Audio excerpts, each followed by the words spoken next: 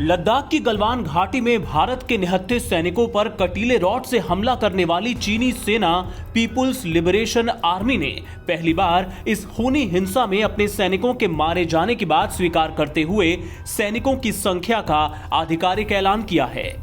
PLA ने दावा किया है कि इस संघर्ष में उसके सिर्फ 4 सैनिक मारे गए थे और एक बुरी तरह घायल हो गया था।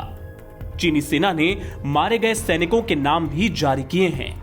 चीनी सेना ने भारतीय सेना पर पहले हुए समझौते की शर्तों का उल्लंघन करने का आरोप भी लगाया है।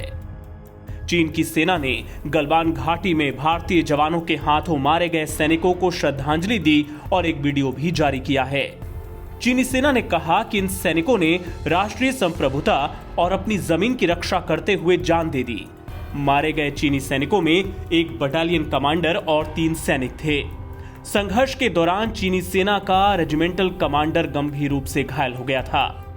चीन ने आरोप लगाया कि भारतीय सेना ने अवैध तरीके से गलवान घाटी में वास्तविक नियंत्रण रेखा को पार किया था।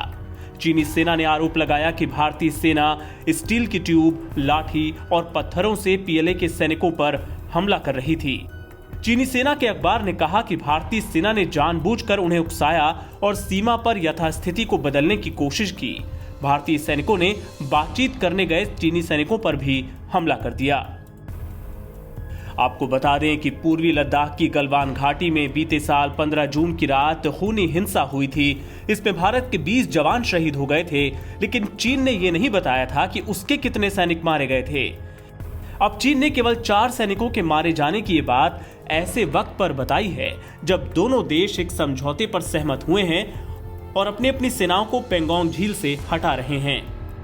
हालांकि चीन के इस दावे पर अब भी सवाल उठ रहे हैं, क्योंकि रूसी समाचार एजेंसी तास ने पिछले दिनों बताया था कि इस हिंसा में कम से कम 45 चीनी सैनिक मारे गए थे। इससे पहले चीन ने भारत के साथ एक बैठक में बताया था कि गलवान घाटी संघर्ष में उसके 5 सैनिक मारे गए थे। वहीं भारतीय खुफिया एजेंसियों का अनुमान है कि कम से कम 40 चीनी सैनिक इस हिंसा में मारे गए थे। जाहिर है, ड्रैगन अब भी पूरा सच नहीं बता रहा।